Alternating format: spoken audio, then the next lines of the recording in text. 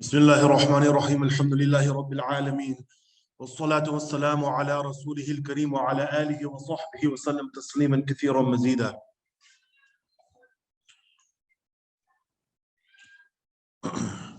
Alhamdulillah, we're only a few days out now from Ramadan. And Ramadan is something that Allah subhanahu wa ta'ala has given the Muslims as a mercy from Himself. It is an entire month where Allah subhanahu wa ta'ala's doors of heavens are open, the doors of hell are closed, and the shayateen have no power. Allah has given us all of this so that we may attain His Jannah. So after giving all of this, anyone who attains Jannah has accomplished their goal. And anyone who misses their target has been deprived of something very good. One of the main ways of gaining the mercy of Allah subhanahu wa ta'ala in this time is through fasting. Allah subhanahu wa ta'ala, as I mentioned in the khutbah on Friday, Jummah khutbah, fasting of Ramadan was a series of steps. It was a series of steps. At the beginning, they didn't have to fast. And over time, things happened where a revelation came where they started to have to fast. Things were given to them and they had to fast. At the end, Allah subhanahu wa ta'ala has obligated us for the 29 or the 30 days of Ramadan that we fast the entire day. From the time that the sun rises until the time of the sunset. But in order for something to be this special, it comes with rules as well. Nothing that Allah subhanahu wa ta'ala has given us is up to our own devices, right? Like He told us to worship Him 5 times a day to pray to Him. But that doesn't mean that you just, you sit at home and you put your hands up in circles and say Om for 10 minutes, right? He gave us a series of steps that we have to do.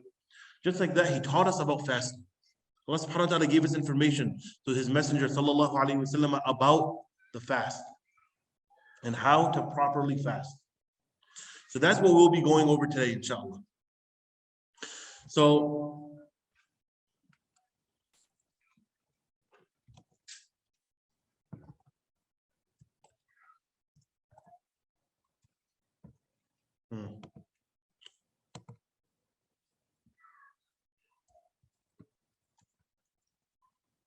I don't know how to get this to work.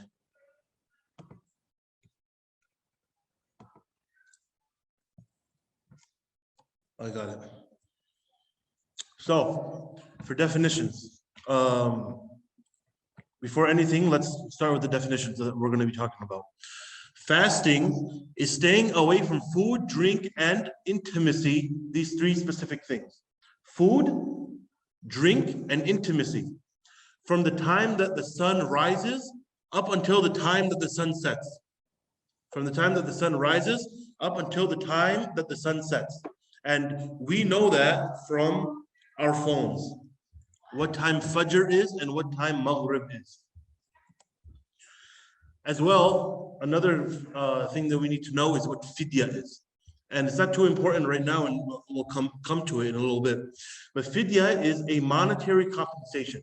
If you are unable to fast, if you cannot fast ever, what do you have to do? You have to give fidya, and we'll explain what fidya is when the time for it comes. Kafara is an expiation. If you do something that breaks your fast, you have to give something called compensation. You have to give a compensation called kafara. And we'll talk about that on the next slide of what exactly that entails. And it's something very serious. And then the last 2 are suhoor and iftar. Suhoor is the meal that is eaten right before the Fajr Adhan. So if we look right now, Fajr Adhan, exact time for Fajr Adhan is 5:58 a.m. And the exact time for Maghrib is 7:38 p.m.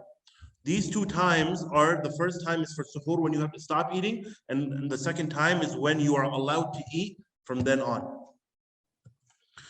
So what is kafara if you break it? And we'll talk about what kind of actions lead you to a point where you have to give kafara. But right now, let's talk about what kafara is. So Allah subhanahu wa ta'ala explained in the ayah what kafara is. And this is an expiation that you have to pay that is a substitute for your fast. Meaning that you were told to do something by Allah subhanahu wa ta'ala. And if you want to be forgiven for not doing it properly, what you're going to do is what Allah has told you to do. The first of these is to free a slave. But there are no slaves today. So you move on to fasting. Now, the first option that you have is to fast for 60 days consecutively. That means from which day? Because you can't fast in Ramadan, so when do you fast? When do you begin these 60 days? The day after Eid. The day of Eid, you are not allowed to fast. The day of Eid, you are not allowed to fast. So the day afterwards, up until the next Ramadan, you fast for 60 days consecutively. What happens if you miss one day? What happens if you do 59 days and you miss one day? You start from the answer is up there. You start from the very beginning and you do 60 days again. The only exception for this is a woman who is menstruating, because a menstruating woman is not allowed to fast at all. So when the menstruation cycle starts, you're allowed to stop your 60 days and then restart once you are pure again.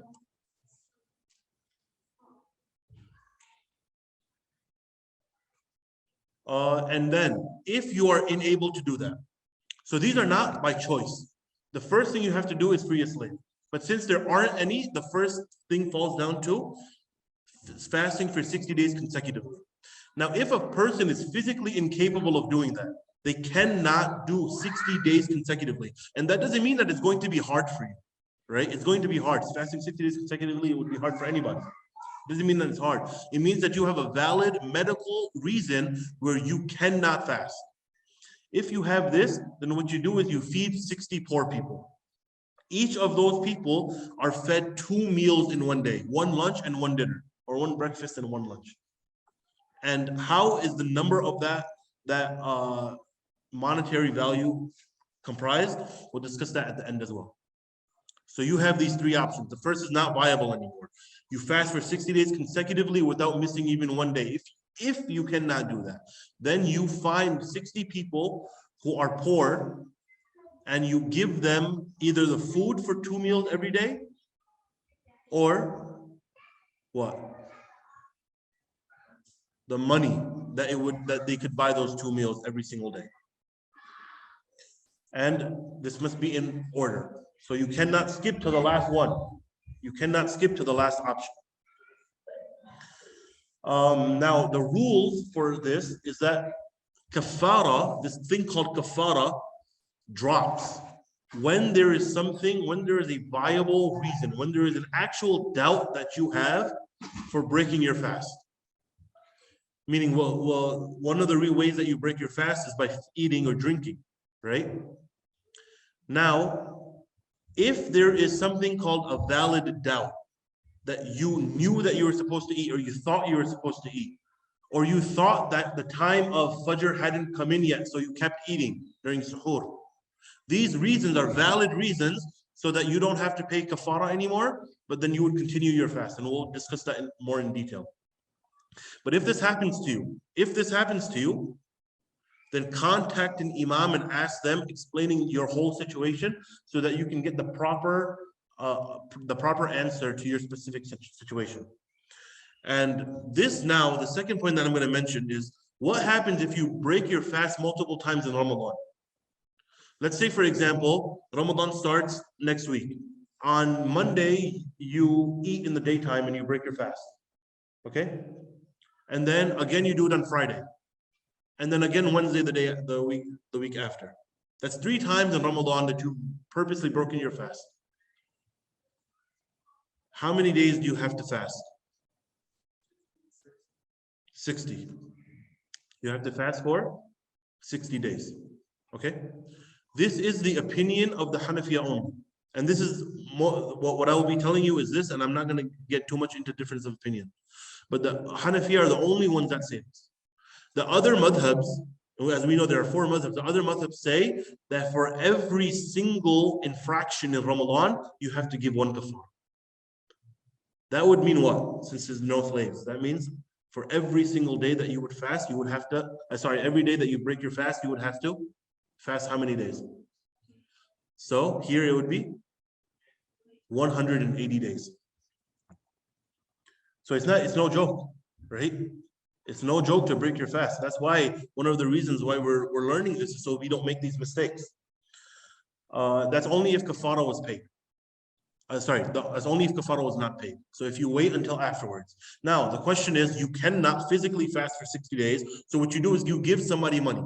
I'm going to make up a number. This is not the real number. I'm going to say that feeding 60 people 2 meals a day comes out to $1,000. Okay? You know that you will not be able to fast afterwards for some reason. So what you do is on Monday, when you broke your fast, you give somebody that $1,000. If that is, you have finished your kafara, if you break your fast again, you will have to do it again. Does that make sense? Okay. So who has to fast? Who has to fast in the month of Ramadan? Anyone who is a sane adult Muslim. Sane adult Muslim. The meaning of sane is that they don't have a mental condition that bars them from being able to think properly. And that they are an adult, because a child has no responsibility on them. And that they're Muslim. You have to be Muslim, right? These are the three things. Now, the ruling of fasting is obligatory. It is not something that is a choice that we have. Anyone who meets these conditions must fast, and you have no choice in the matter. Anyone who decides not to do so, then they are sinful with Allah subhanahu wa ta'ala. Just like the person who leaves off their prayer. What is the most important condition of fasting? Just like any ibadah that you do, any act of worship, what is the most important thing? Niyyah, intention. So your intention, so this is something very interesting and something that comes up mostly in Ramadan, more in Ramadan than outside of Ramadan. And that is, how do you make your intention for fasting? How do you make your intention for fasting? The intention is always in the heart. It's something that is inside of you. It's something that you do thinking in your mind, I want to fast for tomorrow, therefore I am doing this. It's not something that is said with the lips, said with the tongue. And only in a case where you fear for yourself that you don't know what your intention is because shaitan is giving you waswasa, then should you actually verbalize your intention. Only at that point do you actually verbalize your intention. And we have right, even growing up, we were taught to say, "Nawaitu an asuma ghadan lillahi ta'ala li shahri Ramadan." I intend to fast for Allah. I intend to fast for Allah subhanahu wa ta'ala in this month of Ramadan. But that's only if you don't know what you're doing, which most of us do. Now, something very interesting about this as well. If you wake up for suhoor and you're eating, you have the intention. The only time this will not matter, the only time that this will matter is when you wake up in the middle of the night and eat and you've forgotten that it's Ramadan. Okay, let's say, for example, someone prays Taraweeh, they have to be at work at 8 o'clock in the morning. They cannot wake up at 5 o'clock to eat. So what they do is, they know you can pray Fajr until 7 o'clock. So they'll eat after Taraweeh, go to sleep, and wake up at 6:45 so that they have enough time to do wudu and pray salah and then get ready and go to work. Now, a person who just eats because he's hungry after Taraweeh and then completely forgets that it's Ramadan is the only time this masala will ever matter. But most of us don't forget that it's Ramadan. We remember throughout the whole month.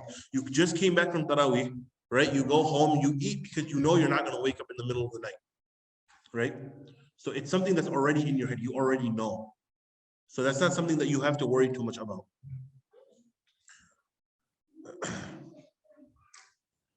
And when can the intention, the last thing was, when can the intention be made? The intention for the fast, it just has to come to you one time. From the time that you broke your fast the night before, up until half of the night the following day. So let's talk about that really quickly. That means at Maghrib time, let's say Maghrib is at 7:30, okay? Maghrib is at 7:30. At 7:31, the new day starts.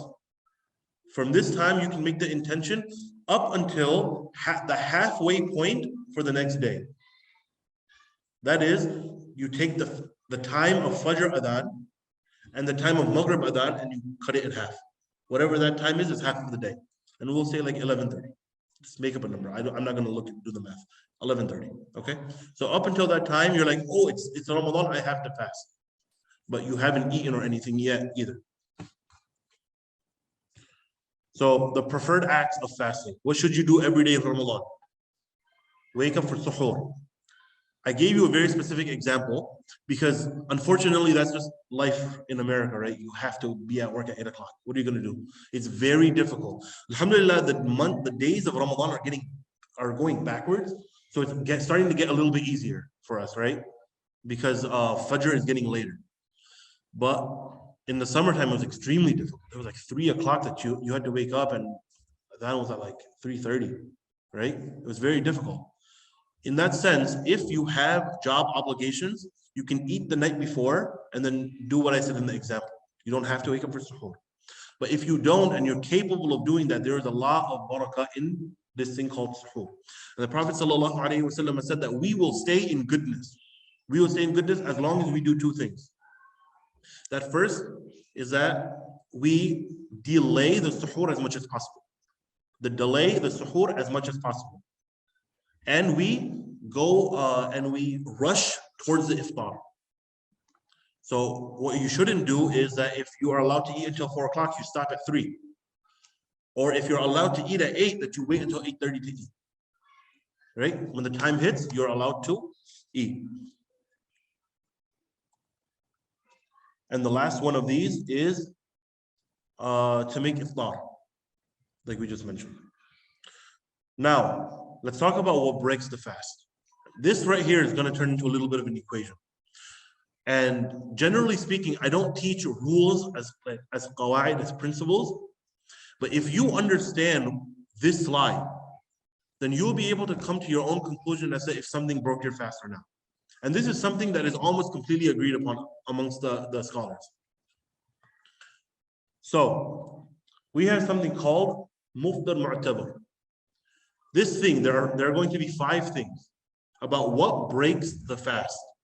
The muftar mu'tabar has to be a thing which has a discernible body, and that is ingested. Either through, we'll get to where it can go through, but it has to have a discernible body. And I'm specifically not saying what word.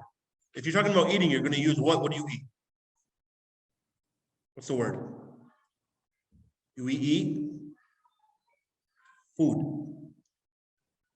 Everyone with me? Does anyone eat something that's not food? Okay, we eat food. I'm not saying that food, because in order for this principle to apply, we're not talking about specifically food. We're talking about anything that has an actual body. Now, what does not have a discernible body? Just so, Smoke, no. Smoke does. Water has a discernible body. Air, who said it? Air. Air is something. Air does not have a discernible body. You can't see air, right? That's a good example. So it has to be a discernible body. And good thing that you brought up smoke, because it's actually up here. So the 2 things, just so that they're in your mind for right now, is going to be something that is food or water, right? Has an actual discernible body, and something like smoke from a cigarette. These things, smoke is something that can be visibly seen. If it is ingested and it follows this pattern, then it breaks your fast. The four things that you're going to see here are things that will break your fast. So the first is this one. Now, the second one is manfadh mu'tabar. It has to enter your digestive system from a valid source, which is your mouth and your nose. Your mouth and your nose. Okay? Both of them lead to your throat. Your mouth and your nose. And they have to end up in one of these 3 places. The mouth, the throat, and the intestines. That's not right. That's not right. I'll explain that in 1 second. That's not right. What's on the screen is not correct. It should be the throat, the intestines, or the stomach. the throat, the intestines, or the stomach. It has to arrive there. It's not something that you really have to remember too much, but the throat, the intestines, or the stomach. The point is, something that has a discernible body on the outside enters through your mouth or your nose, goes inside of your digestive system, and it reaches either your throat, your intestines, or your stomach. And the last of these is wusul mu'tabar. It has to arrive it has to get there in a plausible way. This last one is something that you don't have to worry too much about. This is something that the scholars have mentioned, and it's a very interesting detail.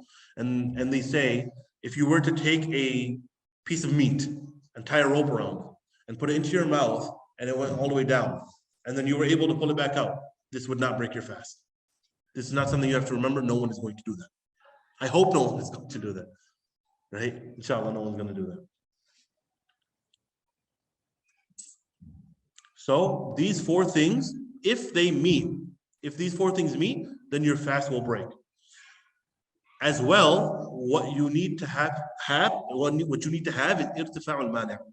That means that you cannot have a valid excuse. There has to be an absence of a valid excuse.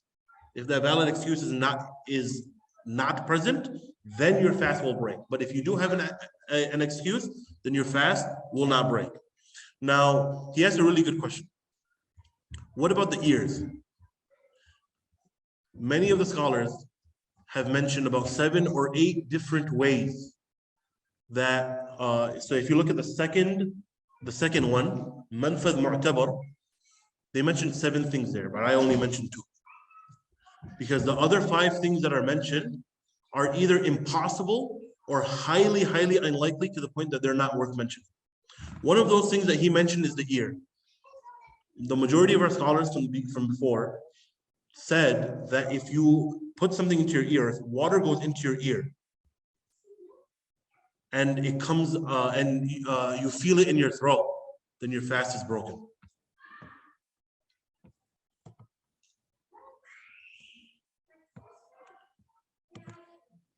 And this is untrue. You're a doctor, right? Is there any passage from the ear canal to the throat? There is?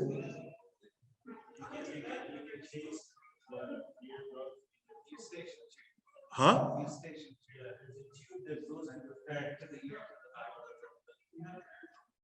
Yeah, but you have the eardrum though. Yeah, unless it gets past the eardrum. You can feel it, but it's not. Does it physically arrive there? That's the question. The question is, does it physically arrive there?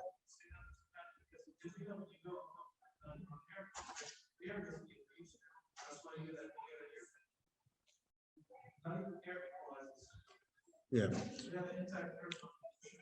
It's something that I looked up already before we came here. And modern day, even modern day people say it does not break your fast because there's no possible way or no reasonable way that anything that you put into your ear will go inside. There's a connection, but there's no reasonable way. So just like that, the other ones would be the vaginal cavity, the anus, and a few other things, right? And eyes as well. These other things are the other ones, but they would also arrive.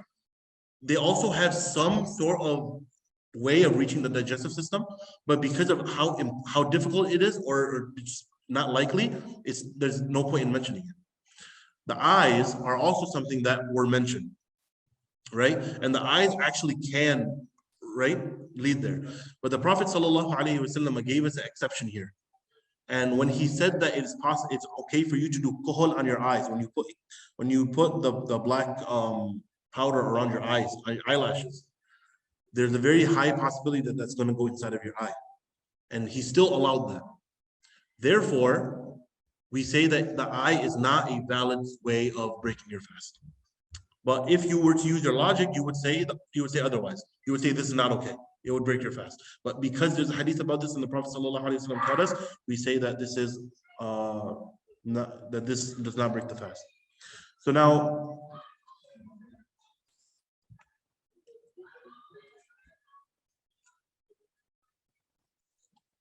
Is the screen moving?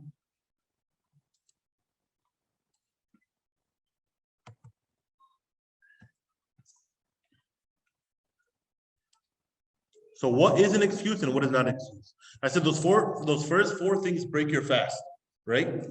Those first four things break your fast, and the fifth thing does not break your fast if it's present. So what is a valid excuse and what is not a valid excuse? The first thing for a valid excuse that does not break your fast is forgetfulness. So if you forgot in the daytime that you were eating or you were drinking, if you forgot in the daytime that you were fasting and you took a sip of water thinking that it was just any other day, this does not break your fast.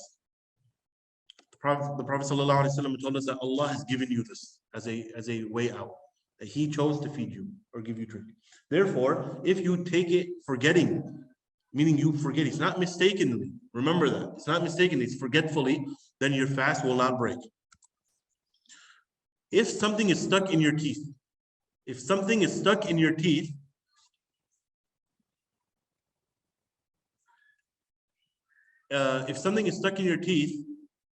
and even after Fajr it remains there, something so small that it's in one or two teeth, between one or two teeth, okay?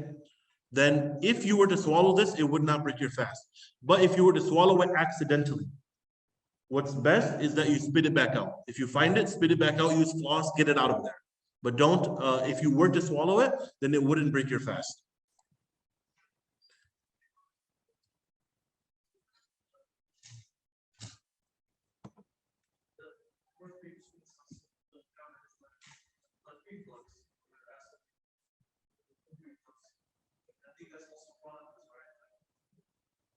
Four? Yeah. Does it break your fast? Is that the question? Okay. Just give me a second, because we're gonna have when we get to the sides of what does and what doesn't break your fast, let's talk about that then. Things that are unavoidable circumstances. Unavoidable circumstances. Here are a few things that people don't know. One, when you do wudu in Ramadan, you wash your mouth, you wash your nose, and you make sure that you don't use too much or you don't exaggerate to the point that it's going to go to your throat. And specifically for the Hanafis, if you wish, you can omit these two processes in wudu altogether. If you actually are scared that you're going to swallow water, then you don't have to wash your mouth and your nose. The majority of scholars do say that you have to, however, and I would recommend that you do it. Okay, when you take the water, put it into your mouth, wash the front part of your mouth. Don't gargle, especially if you know that you're not going to be able to control yourself. When you put it into your nose, don't snort so much that the water is going to go back. Now, two things. We'll talk about what happens if you do that, but second, can you get batteries? But secondly, if some water remains in your mouth afterwards, and you can feel it on the back of your tongue, and you swallow, does that break your fast?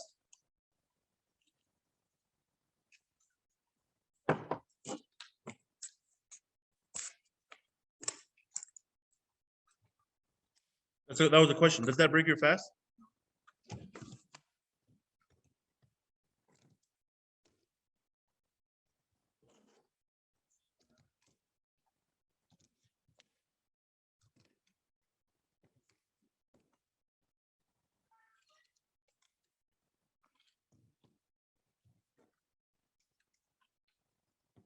Does that break your fast?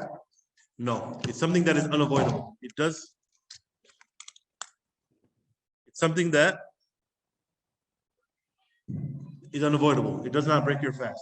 As well, if you're walking, rain or snow falls into your mouth and goes into your throat, it does not break your fast. Mucus and saliva, you are allowed to drink your spit. You know when your nose clogs up and you make that very nasty sound and the mucus, the phlegm comes up? If you swallow that in Ramadan, it does not break your fast. It does not break your fast. And there's nothing wrong with that either. You are allowed to drink that. Bugs, flies, if they come into your mouth, it does not break your fast. Dust, if you're walking and a bunch of dust just hits your face, or if you're driving and you know, someone who hasn't changed their oil in forever, that all that black smoke comes out and it hits you. These things do not break your fast. Why would you think? Why is this even a thing? Why could it break your fast? I want someone to answer. Why could it break your fast? That's why it doesn't break your fast. That's why it doesn't. The question is, why is it even a question? From what is it about the thing itself, the substance itself? It has a discernible body. All of these things have a discernible body. What is not a valid excuse? Doing this, if one of these things is met, it will break your fast. It will break your fast. Eating by accident. How can you eat by accident? Give me an example. How can you eat by accident?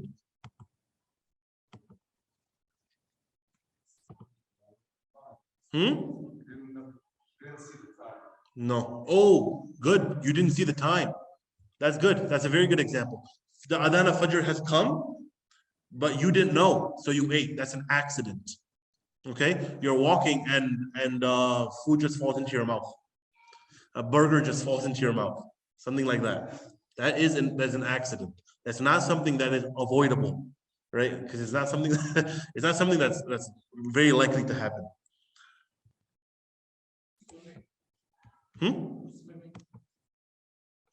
So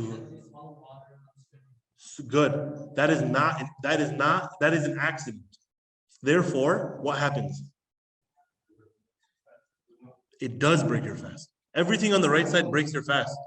These things are not a valid excuse. A valid excuse, we'll see it. It'll come all the way at the bottom.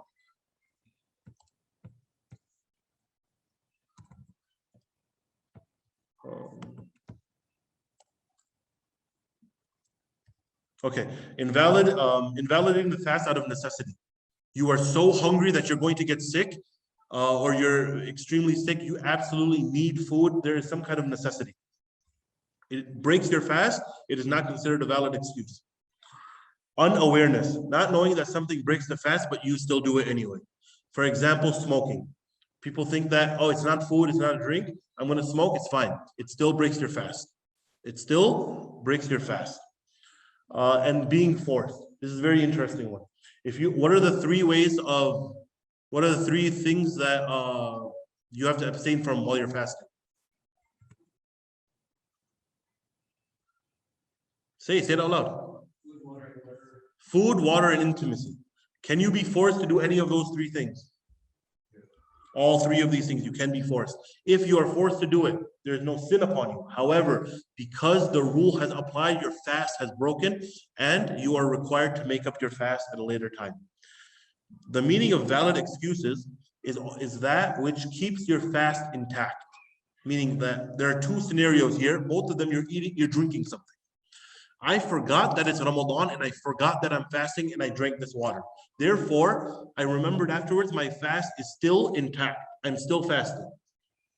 But I was sitting here and this water fell down and fell into my mouth. Right? It's a wild scenario. It fell into my mouth and I drank it. What happens then? It breaks. So, summary. What must be meant to invalidate the fast and what will not invalidate the fast? The things that will invalidate the fast? Only a substance with a discernible body. The fast is only invalidated if it enters from an invalidating entry point, which are the two things that we mentioned, which are nose and the mouth. It has to reach the digestive system, the throat, the stomach, or the intestines. And it has to have an independent stay. And there must be no valid excuse. There cannot be a valid excuse. What will not invalidate the fast? If it doesn't have a discernible body. Like, who gave the example earlier? Air. If it's a substance from another place, it is not considered to invalidate if it enters from a different place. This is very important because when we come, the ending of today's class is going to be a few slides of just frequently asked questions. And just literally question, answer, question, answer, question, answer. Just so you know. But the point is I'm going to ask you the reason of why the ruling has come. So it comes from somewhere other than the mouth or the nose. Or it enters or it ends up in one of the other than one of those three places: the throat, the mouth, or the throat, the intestines, or the stomach.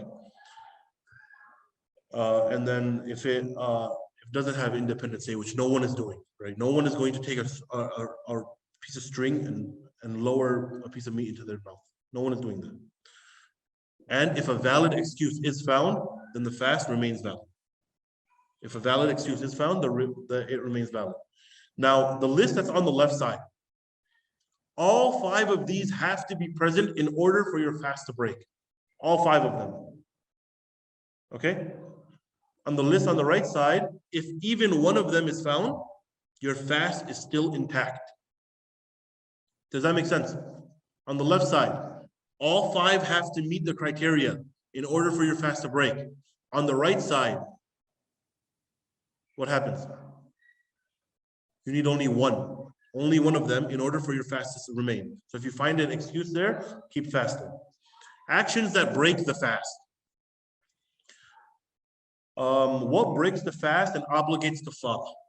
These are the headings that we're going to take. What breaks the fast but does not invalidate kafara and only qada, and who must continue fasting for the rest of the day. So the first one, what breaks the fast and requires kafara? Again, kafara is what? 2 things. The first one doesn't count. What are the 2 things? Fasting 60 days consecutively, and the second? Feeding 60 people. What breaks the fast and requires kafara? Eating, drinking, sexual intimacy. These 3 things, which is literally the definition of what you're supposed to stay away for fasting. If you want to fast, what should you do? Right? Now, this is the rule, and I'm mentioning it again. I know it's been like 7 times that I've mentioned it so far, right? But there's a reason so that everyone knows the rule.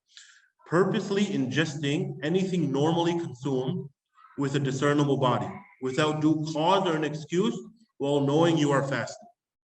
Okay, it's up there. I'm going to explain it now. Purposely ingesting. If it's done by accident, does it count? It's not the same. Therefore, no kafara happens. There's no kafara if it's done by accident. It has to be purposeful. It has to be done purposely. Ingesting, it has to go through one of those entry points, and it ends up in your digestive system. If it is not ingested, it does not break your fast. And for this specific thing, it would not require kafara. Anything normally consumed. Okay, this is also important. Who here, by a raise of hand, goes outside and picks up a bunch of dirt and eats it? Okay, good, no one raised their hand. So if the thing that breaks your fast has to be something that's normally consumed. Normally consumed, not normally eaten, normally consumed. Cigarettes are normally consumed, right? That's why it would break your fast. Dirt is not something that people eat. So it's not something that would break your fast. It's not something that would require kafara. And it has to have a discernible body. Things like air would not. Now here's a question. What about oxygen? What if you go to the hospital and the doctor puts you on oxygen? It doesn't break your fast? Oxygen doesn't have a discernible body. What about the oxygen tanks? Is that pure oxygen? It's nothing. So if you were to release it, would anything come out? You wouldn't see anything. Therefore, your fast would not break. If anything happens that breaks your fast, contact your imam right away. You don't want to have to fast for 60 days for no reason, right? So maybe there's an excuse that you didn't know about, and you can do it that way. So what breaks the fast but doesn't require kafara? What breaks the fast but does not require kafara? There are a whole bunch of different things. Doing wudu roughly, where you ingest water. You take the water into your mouth and you gargle it, and a little bit of it goes into your throat. You drink it. Or you put it into your nose and it goes into your throat. These things break your fast. And I'll tell you, actually, let me tell you right now. The meaning of breaking your fast but not having to give kafara, what is the principle here? That means that after Ramadan is over, you have to make that day up. So on the first day of Ramadan, you know that you're fasting, everything is in order. You go to do wudu and you're washing your mouth and you're gargling and water seeps into your throat. What do?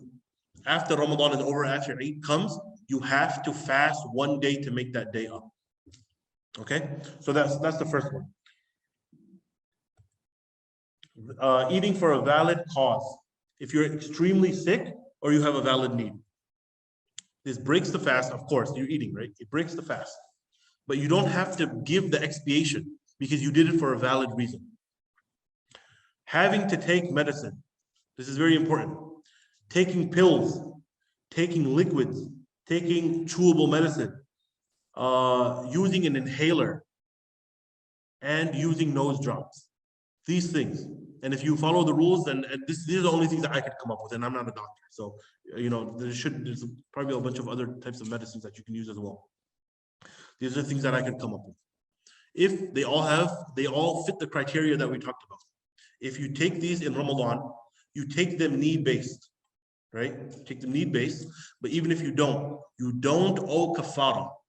You do not owe kafara for taking these things. But you do have to do what? You have to make up the fast.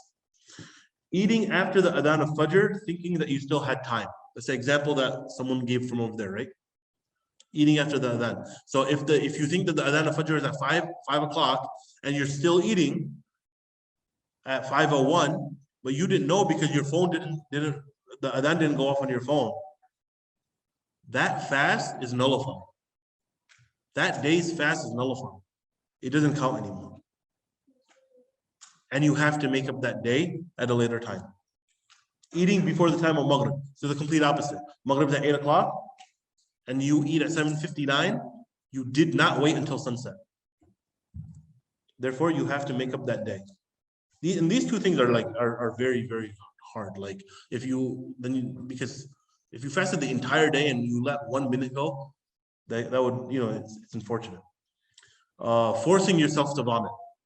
You don't generally do this, but sometimes it might happen. Forcing yourself to vomit, putting your fingers into your mouth and actually forcing yourself to vomit. If a mouthful of vomit comes out of your mouth, then this breaks your fast. But it does not require kafara. You don't have to give the expiation. If you start traveling after Fajr and then eat something. So we'll mention this mas'ala very specifically towards the end. Okay? But if you start traveling after Fajr, what you're actually supposed to do is not eat anything for the rest of the day. If you become a musafir, if you become a traveler, afterwards, most scholars say that you have to continue fasting for the rest of the day. You cannot break your fast. But there's an exception, and we'll mention that later on. But if you do choose to eat, knowing that you can't, you have to make the day up, and there's no kafara on you. Women receiving their monthly cycle. If you receive your cycle, then your fast is broken, but you don't have to give kafara for that, obviously, right? And this is true even if it happens 1 minute before start time. So if thought is at 8 o'clock and you receive it at 7:59, then you would still have to make up that day.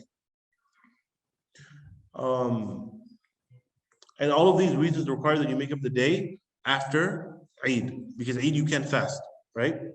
What to do if you invalidate your fast? What should you do if you invalidate your fast? This is an important conversation. One is continue fasting. Many of the scholars are of this opinion. If you break your fast in the month of Ramadan, and this is for someone who breaks their fast, not someone who receives their menstruation cycle, not a woman who receives their cycle. This is someone who breaks their fast from one of the other reasons that we mentioned. If you do this, then you should continue fasting for the rest of the day. And fasting means what?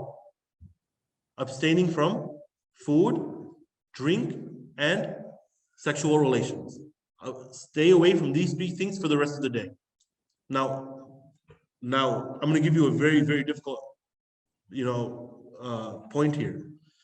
If the adhan of Fajr is at 4 o'clock and you forgot that it was at 4 o'clock and you didn't know what time it was right now, and you ate at 4:01, you don't eat for that whole day and you make up that day after Ramadan ends.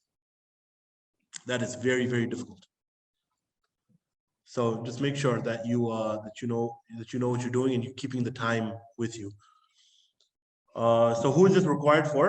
Anyone who invalidates their fast, a woman who receives their cycle or nifas. Nifas is after a baby is born, the bleeding that happens. Or a child that reaches the age of puberty. And I listed the signs there, what those signs are. If they get one of these signs during the month of Ramadan, then for the rest of that day, they don't eat or drink anything. And then from that day on, they fast. From that day on, they have to fast. And a traveler who wasn't fasting but returned home. So if you were a musafir, say for example, you went to Kentucky, okay? And you were there at the Adhan of Fajr and then you drove back home here to Morgantown. Once you arrive, you should not eat, drink, or anything else up until the time of iftar, of Maghrib. You should not do anything. You should pretend like you are a musafir. Sorry, you should pretend like you are fasting. What does not break the fast? What does not break the fast? Eating, drinking, or having relations with your wife, with your spouse, while you forget that you are fasting. If you forget that you are fasting, it does not break your fast. We already mentioned this. This is, again, a review. If you are, now this is something very interesting as well, because any sort of climax would break your fast if you thought about this, right? But we have a concession here because it was not involved and no one else was involved. If you were thinking about it, or you were looking at something that you're not supposed to be looking at, and because of that you were to climax, if you ejaculate, this would not break your fast. This would not break your fast.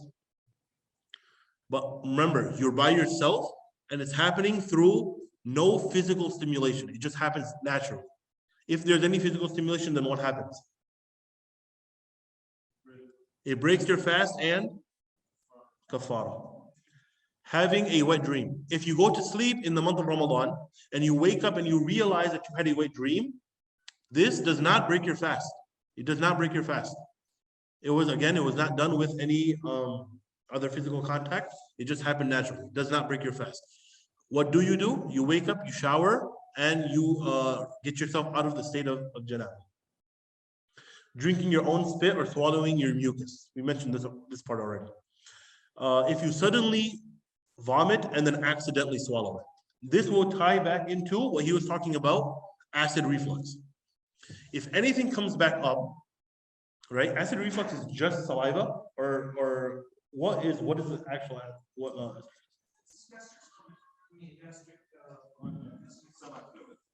stomach fluid? Okay, I can't tell you off the top of my head what stomach fluid would be, especially if it's not something that's eaten. But it will, if it follows those four things, if it comes back up, spit it out. If it comes out, spit it out. Do not drink it back. If it's a mouthful, does acid reflux come that much?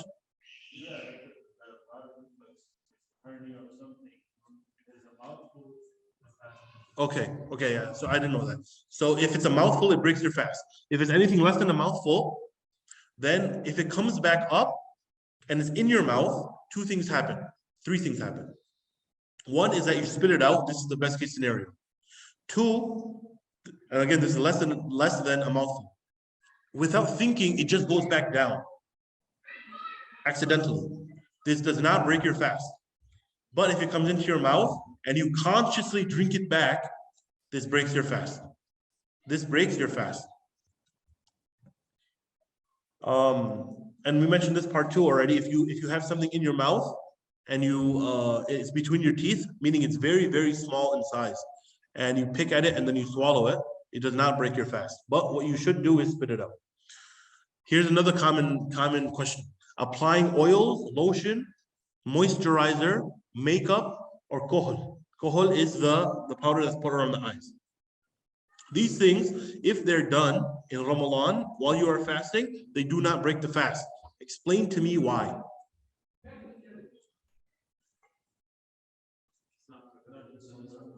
Good. It has a internal body, yes, but it does not reach from one of the valid sources. Doing hijama and donating blood. Doing hijama and donating blood.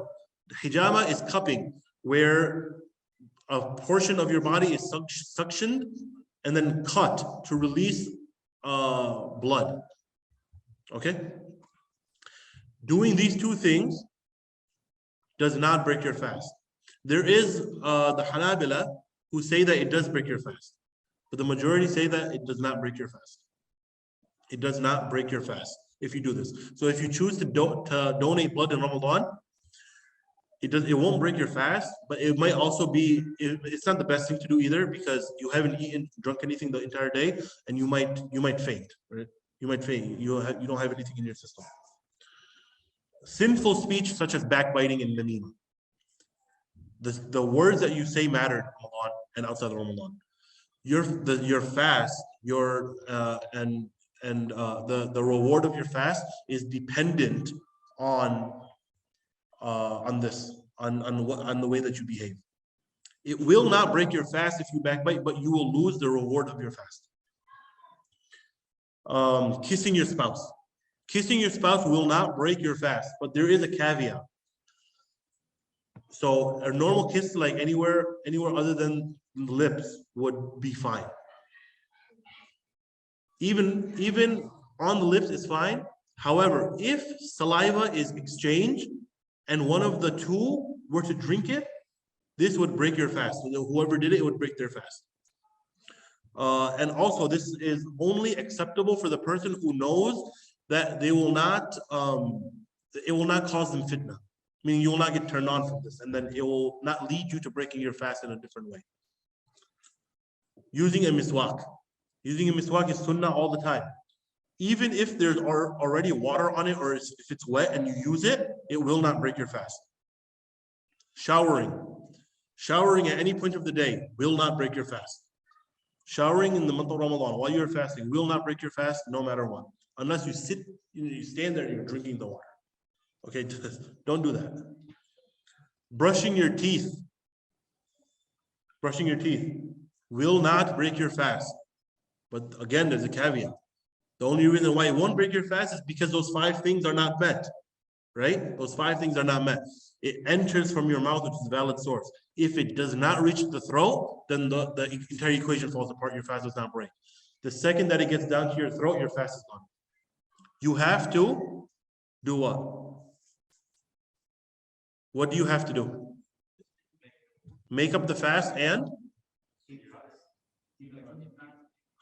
keep fasting that day. You have to continue fasting, not eating or anything, and you make it up after Ramadan ends. But there's no kafara on you for this. The last one, water droplets left in your mouth and nose after wudu. So this is different than when you're actually doing wudu and a chunk of water goes down your throat. If you do wudu and you spit out that water, it never reaches your throat, but there's a little bit of water, and then you drink your saliva, you swallow your saliva, it does not break your fast. This does not break your fast. You are completely fine.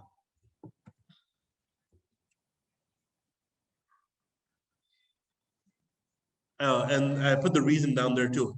The reason for this is that it's seen as something unavoidable. This is something as seen as unavoidable. Who does not have to fast? Who is exempt in the month of Ramadan from fasting? The first 3 or the first 4 of these, you have to go to a Muslim doctor who is trustworthy and get their opinion before you do something by yourself. Especially here in Morgantown, there's no excuse. There are other places in America where it's very scarce, then you would just go to any regular doctor. Here you have no excuse. Go to a doctor and make sure that they're Muslim and they know what the importance of Ramadan is.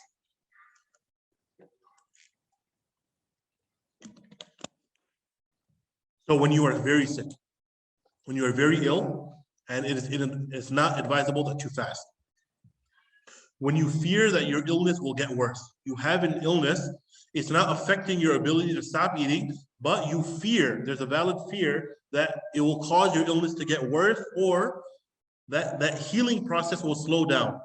These three scenarios, you have to get it approved from a doctor, right? And in that scenario, you do not fast. You pretend like it's not Ramadan, and you live that day out as if you are not fasting.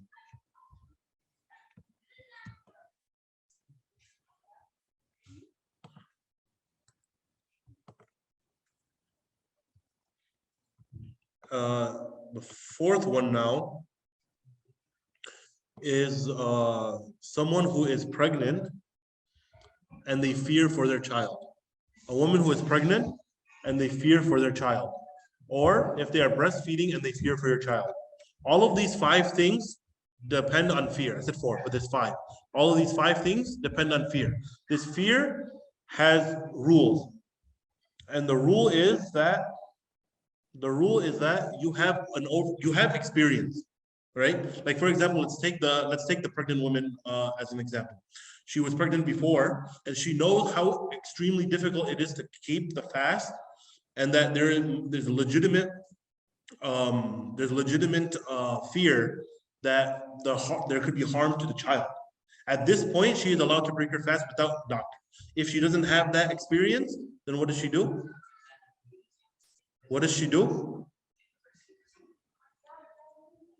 She consults the doctor, right? So these are the first 5 things. And the last of them is that a traveler who is already traveling at Fajr time. If you are already considered a Musafir at Fajr time, then you have the choice. If you wish to fast, you fast. If you wish to not fast, you don't fast. What if you cannot fast? What should you do? There are 2 scenarios if you cannot fast. Your reason is something temporary, or your reason is something that is permanent. Now, if you have a temporary reason, then you eat and drink during the day as you regularly would. You eat and drink during the day as you regularly would. Okay? And then you make those fasts up at some point in the future. At some point in the future, you make those fasts up. Preferably after Eid, the best is to do it immediately. If you can't do it immediately, then you do it when you can, like the winter days when the months are shorter. And there is no fidya. Now we'll talk about what fidya is. If you cannot fast ever again, and this is the common example, is an old man or an old woman, and you cannot fast. You're just physically not able to fast anymore. Or another example as well. What is a common example nowadays of people, even though they're young, they can't fast? Like diabetes. Okay, we'll come specifically to what you just said about insulin and those other medications. We'll come to that. Diabetes, for someone who has to eat and drink. This is something chronic. It's going to stay with them, and they don't see any end to that. Therefore, what do? They give fidya. We talked about what fidya was all the way at the beginning. And fidya is something where you give monetary compensation for not being able to fast. So classically, what they said was a half a sa'. Sa' is like about this much of wheat that you would give. And modern day, you don't have to actually give the food. You can just give a monetary compensation. How much money should you give? How much money should you give? Zakat al-Fitr. So Zakat al-Fitr, at the end of this month, we're going to be giving a certain amount of money. And that money goes to the poor people. And no matter how much money you have, you give that much. And it'll go between $10 to $15. I've seen it range anywhere between $10 and $15. Okay? In this in this range. Okay, so you would give this for every single day that you don't fast. Every day that you don't fast, you give that much amount of money to someone who that cannot fast. Sorry, who cannot fast gives that money to someone who is poor. Okay. Now the rest of these slides are going to be frequently asked questions, and then we'll be done, and then I'll take questions afterwards.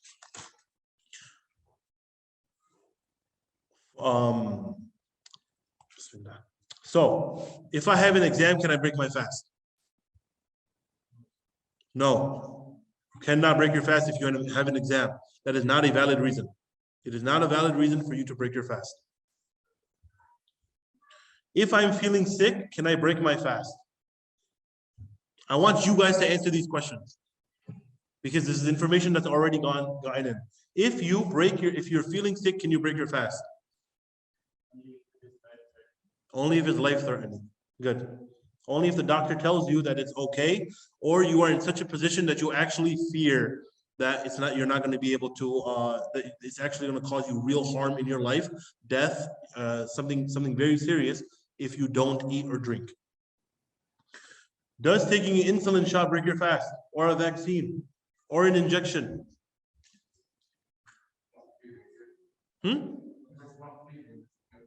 If it's not feeling, it's not feeding you, okay? Very specific answer based off the equation. It doesn't go through the mouth. It doesn't go through a valid place. Therefore, no matter where it ends up in the body, it didn't enter from a valid place. Therefore, insulin shots, vaccines, what else do I have? Injections, any types of injections will not break your fast because they didn't end up, they didn't follow the equation. If I am traveling, can I break my fast? I told you earlier that we're going to come back to this masala. If I'm traveling, can I, what am I doing? What's the answer? You can. Okay, so there's two opinions. The overwhelming majority of scholars say that if you begin your travel after the adhan of Fajr, you are not allowed to break your fast. You pretend you are fasting, you continue your fast up until iftar, and it counts. Even though you're traveling, it counts. The Hanabila now, on the other hand, say that if you are traveling, you become a traveler, you are allowed to break your fast and eat as if you're not traveling. And then at some point in the future, you would make up your fast. A lot of the scholars nowadays, especially because how difficult travel is, like say, for example, you are somewhere on the eastern side of the world and you're traveling here, if you were to fast in that manner, then what would happen? You know, you leave at like Asr time from over there, and then you're traveling this way, time is going backwards. You would end up fasting forever. So they say that if you are traveling like this, you are allowed to take the opinions of the Hanbali school and break your fast. But overall, it's best that you do what? Keep your fast. It's best. If I see a Muslim eating in the month of Ramadan, what should I do? I want to answer to that. Someone say it. Don't tell them. Huh? Remind him. Okay. Anything else? Don't remind him. Okay. Here are the 4 rules. If it's a sane, healthy man, you tell that person to fast. If it is a sane, healthy man, you say, hey, look, it's Ramadan, you're supposed to be fasting. If he has his reason, you've done your part and reminded him. If it is a woman, you do not bring it up. You assume that they are on their cycle, you do not bring it up with them. If it is an old man or an old woman, you do not bring it up to them. Now, scholars use this very specifically, and they say you have to understand from their perspective, they probably fasted longer than you've been alive. And now you're telling them to fast when they're incapable of doing so, reminding them of their inability. So don't do this. This is bad adab with them. And if it's a child, obviously you don't tell them. It's not a requirement upon them. Can I brush my teeth while I'm fasting? We went through this already. Yes, why? It doesn't go through your, as long as it doesn't go to your throat. If it goes through your mouth, yes. As long as it doesn't reach your throat, your fast is valid. If I walk by someone who's smoking and I inhale that smoke, does my fast break?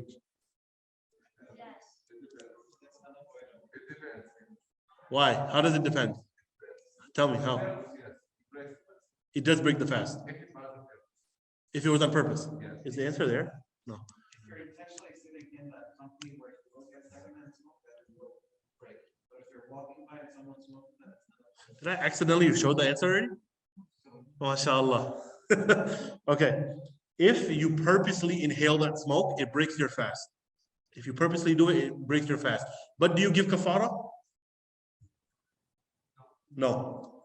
If it's by accident, it's something unavoidable. It's something unavoidable. It does not break your fast. For example, if you are walking somewhere at work or in school or on campus somewhere and someone is smoking and you pass by them, then you just accidentally inhale it, it does not break your fast. So there's a distinction here because you can be, like you said, in company of somebody who is not fasting and consuming cigarettes. You said that's not intentional, but you're in that company. Should you leave? Of course. Of course. If someone is fasting in front of you, it's the same thing if someone is throwing water at you. Should you remain there? Of course, there's a chance that it's going to go into your mouth. Smoke is different. Smoke, there's a higher chance because it's not food or it's not solid or liquid, right? No, this smoking is a sin. No. Let me walk you through the process. Let me walk you through the process. Smoking is a sin. Being in the company of sinners is something that is not permissible. Okay, so this is smoking inside or outside of Ramadan. That's not permissible.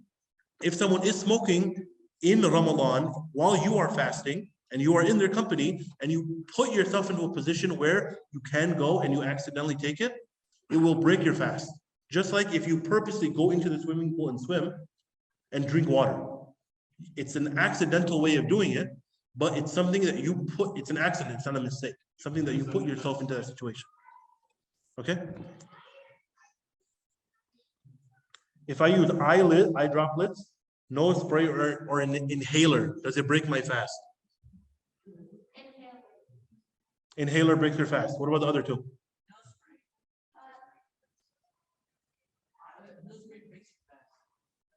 Which one does and which one doesn't?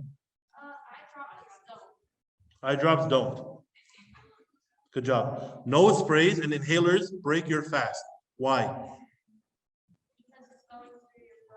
Because it goes through your throat. It's a valid entry point, goes to the digestive system, and it breaks your fast.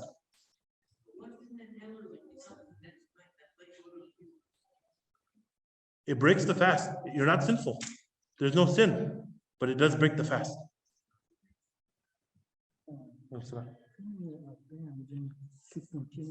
This is two slides after this. That's why I asked you. I made the announcement that Isha today will be 9:30. Yeah, Isha today is 9:30. This is my announcement Jummah, and I asked permission as well. Isha today is at 9:30. And Wednesday as well. Isha will be at 9:30. There's another class on Wednesday. It will be at 9:30. If I use eye droplets, nose spray or inhaler, will it break my fast? If it goes to the 2 points, nose droplets and inhaler, it breaks your fast. And if eye droplets will not break your fast. If I have a nosebleed or my gums start to bleed, will my fast break? Why? As long as you're not swallowing the blood. Good, very good. As long as you don't swallow the blood. The presence of the blood will not break your fast, but what do you have to do? Spit it out. You spit it out. If I have relations with my spouse at night, I do not make ghusl before the coming of Fajr. Is my fast valid? Why? It does not break your fast. It is not a requirement that you are in a state of purity throughout your entire fast. Just like when you wake up after a wet dream, it does not break your fast. Am I allowed to use lip balm or Vaseline while I'm fasting? Why?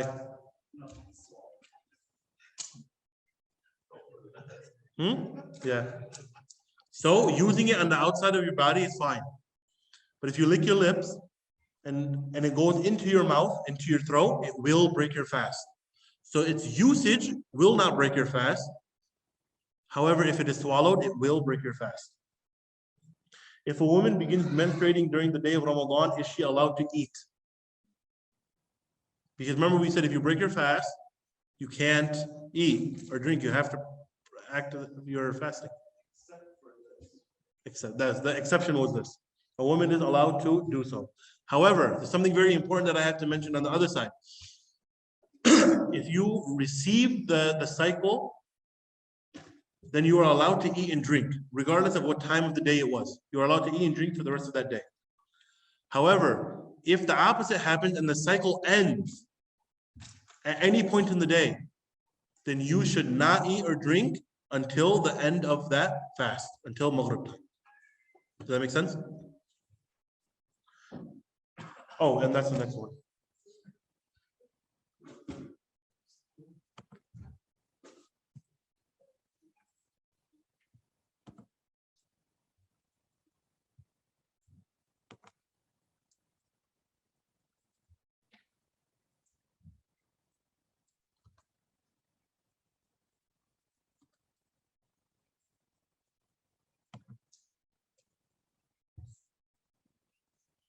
Did we do these?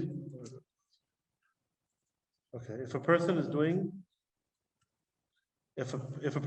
a makeup fast outside Ramadan and they purposely break, do they have to give kafara? Kafara is only for fasts that are broken within the month of Ramadan only. Can I drink coffee at suhoor time?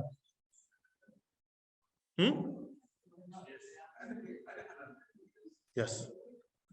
You can drink coffee at suhoor. The reason why this is a masala is because the effect of coffee is seen after the beginning of the fast, right?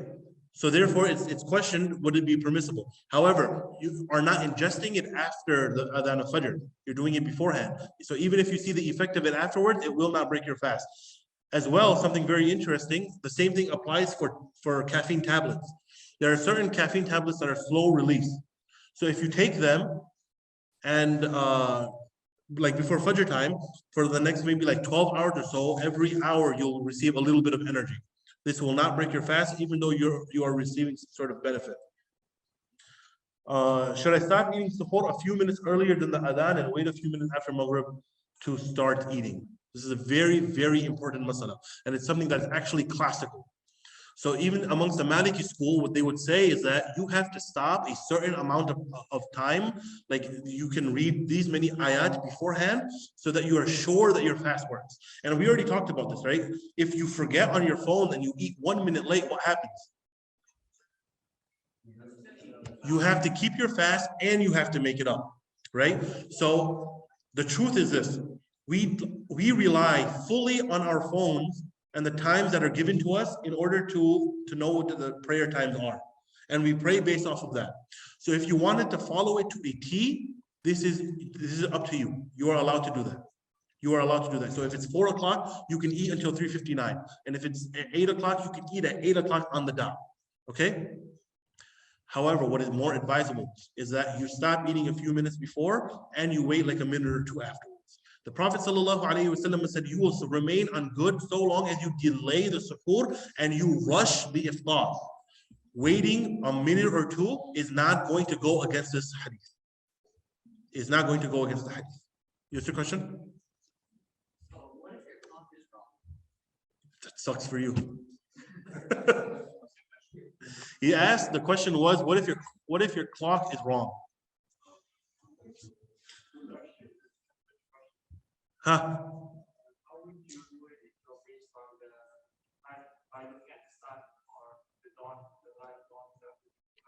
If you're doing that, then when the physical thing of the sun goes below the horizon, at that point you are allowed to eat. And in the morning time, if you're looking at the sky, there will come a time where you see a beam of light around the horizon. That is the first one. And in a few questions, I'm going to be answering what that is. If that happens, you wait for the second one. At that second one, you stop eating. The second time that beam of light hits the horizon, you stop eating. What if I miss some fast for a valid reason in Ramadan, do I have to make them up consecutively?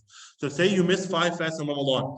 We talked about kafara, how you have to fast 60 days consecutively. If you miss 5 in Ramadan for a valid reason, are you allowed to, do you have to make them up 5 consecutively? Or are you allowed to make them up once a month for 5 months? Any way that you want. He said before the next Ramadan. Is it before the next Ramadan? Preferably it happens before next Ramadan. Saum is something on your dhimma, it's something on your record up until the day of judgment. Meaning that if you have 30 fasts to make up, and you only did 29 before the next Ramadan came, after this Ramadan finishes, you have to fast one more day. It doesn't disappear. You still have to do it. I think this is the last slide. Can someone cooking taste their food while fasting? Does it break the fast? Why? Why is it okay to do that? It doesn't go through your throat. So if it does go through your throat, what happens? Break. The scholars say that this is disliked. This is not something that you should do. This is not something that you should do because of you're putting yourself into harm. But they give a concession. And that concession in the classical books is 2 very specific concessions. The first is if you, and this is khitab for the men, and it's very sad that our scholars had to mention this even so long ago. And that is if you are a man with bad manners, and your wife is afraid of you, that if she does not cook properly, then you will harm her in some way. That she is allowed to do this without any karaha, without any dislike. And if you are someone like that, then remember that Allah is watching what you do. And the second option is that if your livelihood depends on cooking, such as a cook or such as a restaurant owner, then you are allowed to taste that food because your livelihood depends on that. And there's no karaha. But again, the point is, it should not reach your throat. If I have something in my hand when the adhan of Fajr goes off, can I eat it or drink it? What's the answer? The adhan of Fajr is at 4 o'clock. At 3:59, I have this in my hand. That my phone goes beep, beep, beep, beep. Can I finish the last sip?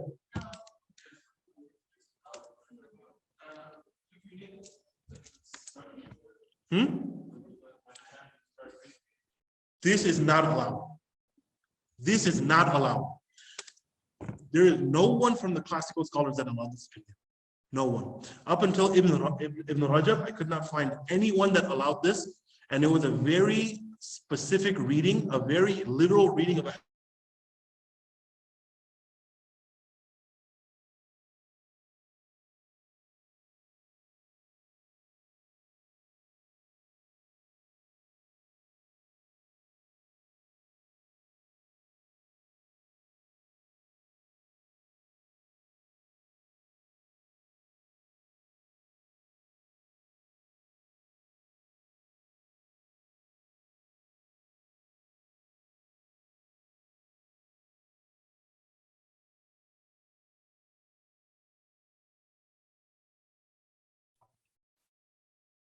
Hello, can you please unmute your microphone?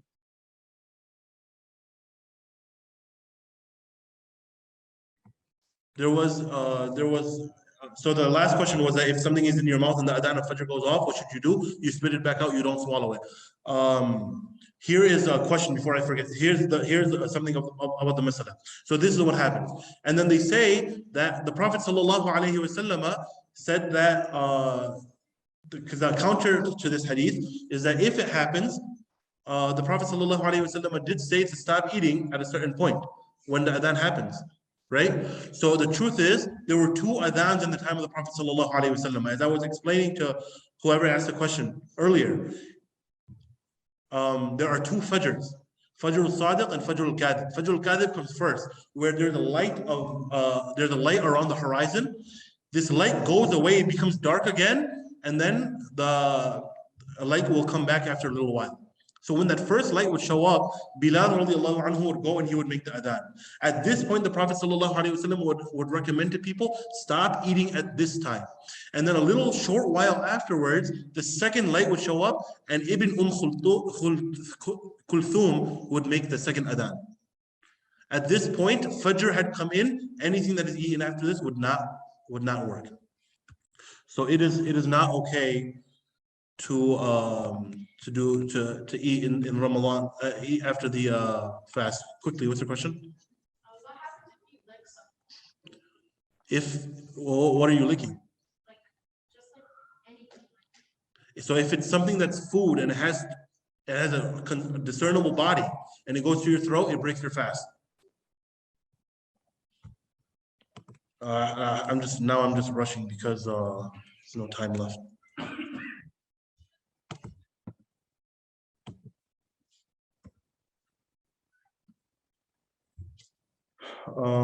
If someone is smoking a cigarette and I walk past them and accidentally inhale some, does it break my fast? We answered that one already. If it's done accidentally, then it does not break your fast. If you purposely inhale it, it does break your fast. Yeah. Yeah.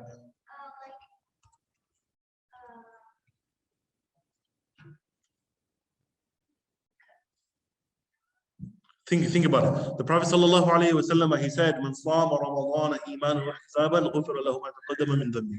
Anyone who fasts with iman and expecting reward from Allah subhanahu wa ta'ala will have all of their previous sins forgiven. So have iman. We have iman, inshallah, all of us, and expect this reward from Allah subhanahu wa ta'ala. May Allah subhanahu wa ta'ala forgive the speaker, the listener, and all of the Muslims. هذا وصلى الله على نبينا محمد وعلى آله وصحبه وسلم تسليما كثيرا.